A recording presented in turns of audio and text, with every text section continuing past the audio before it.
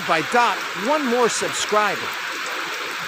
Kaninang umaga pumunta ako sa aming bukid. So, for today, hindi muna tayo magluluto. Oo. Papakita ko muna sa inyo yung papaya namin. Dalawang variety na papaya. Isang pahaba at isang pabilog. Unang bunga pa lang niya yan. And may pahinog na. Ayan, manibalang na siya.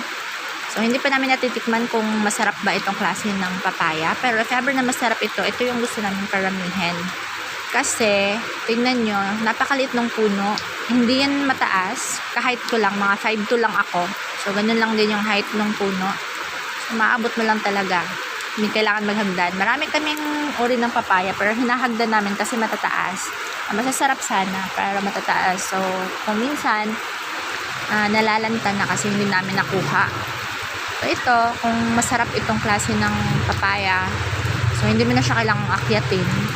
So, ito yung pararamihin namin. So, for today, ito muna yung video natin. For today, for tonight. Night na ngayon. So, ayan. Diba?